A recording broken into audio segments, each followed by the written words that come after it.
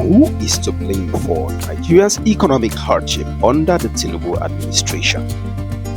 If you say it's President Tinubu and his cabinet, then you are right, but may be proven wrong when weighed in the scales of Nigeria's economic history. But if you argue for the president and his team, then be ready to face the anger of millions of suffering Nigerians who are currently battling with an all-time high food inflation, transportation costs, hunger crisis, and more. But did Nigeria's downward economic spiral begin with the coming in of President Bola Ahmed Tinubu? Since 1972, the value of the naira in USD fell from 0.658 USD in 1972 to USD in 1986 and has continued to fall ever since. By 2023, before the handover to President Tinubu, the dollar was already 460 naira. These figures should keep any concerned Nigerian wondering what exactly is going on with the value of the Nigerian naira. Since Nigeria's oil boom of the 1970s, the nation has had a cyclical struggle with economic hardship, spiraling debt, and currency devaluation. Unknown to many Nigerians, especially the Gen Z generation, President Bola Ahmed Tinubu's administration only represents the latest chapter of what might be otherwise referred to as a long saga of economic turbulence that has spanned several decades. While critics are quick to place the blame solely on the current administration, a broader fact-based examination reveals that Nigeria's economic woes are rooted in decades of policy missteps and systemic issues, but no doubt has been aggravated by a culture of mismanagement of public funds and natural resources. Welcome to Politics and Powerplay. The hardship faced by majority of Nigerians under the administration of President Bola Ahmed Tinubu stems from the dual effect of previous leadership decisions as well as the unbalanced approach of the incumbent government in tackling the economic issues facing the nation. And since this is hard to explain, it is no wonder that Tinubu's administration has faced the highest criticism in Nigeria's political history. But first, let's try to understand how Nigeria reached its current state. And to do this, we must begin by taking a retrospect at the 1970s. Nigeria was experiencing an oil boom, which offered an unprecedented opportunity for economic development.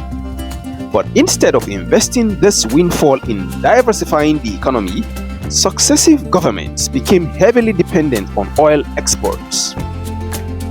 This dependence on a single volatile commodity laid the groundwork for Nigeria's future economic instability. By the 1980s, global oil prices had plummeted, exposing the weakness in Nigeria's oil-dependent economy. The naira, which had been relatively strong against the dollar, began a steep decline. In the early 1980s, the naira was worth about 1 naira 50 kobo, but as oil revenues dried up, the government resorted to borrowing, setting off a cycle of debt and inflation that persists to this day. Next came the effect of the Buhari's military regime and the Structural Adjustment Program. In 1984, Muhammadu Buhari's military regime took over during a period of severe economic distress. Facing a recession, Buhari's government implemented austerity measures that, while aimed at stabilizing the economy, led to widespread hardship. But it was his successor, Ibrahim Babangida, who ushered in the Structural Adjustment Program in 1986 under the pressure from the International Monetary Fund. The Structural Adjustment Program, which included currency devaluation, trade liberalization, and privatization, aimed to open Nigeria's economy and reduce dependence on oil.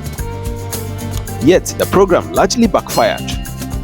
While the Structural Adjustment Program's intentions were sound on paper, its execution was deeply flawed.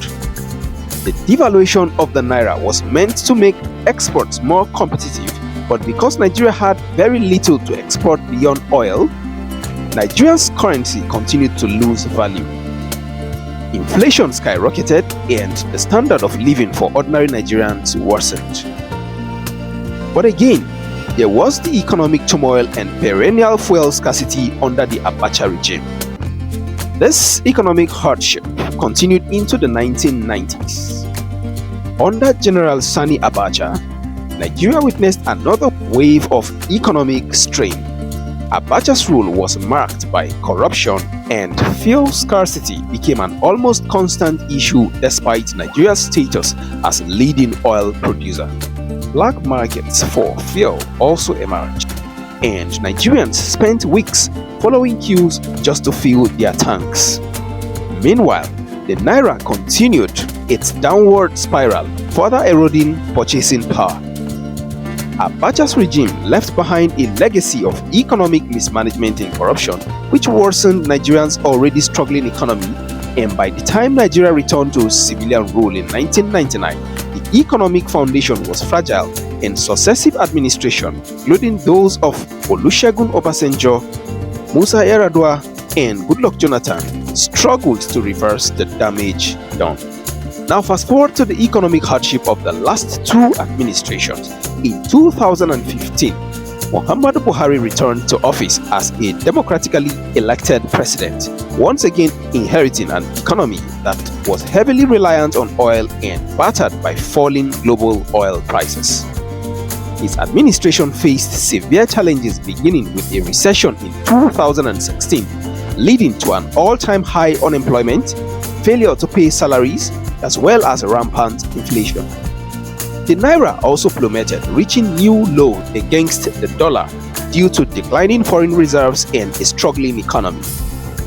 Buhari's policies, although aimed at diversifying the economy and improving infrastructure, eventually proved insufficient to overcome the structural issues that had been decades in the making.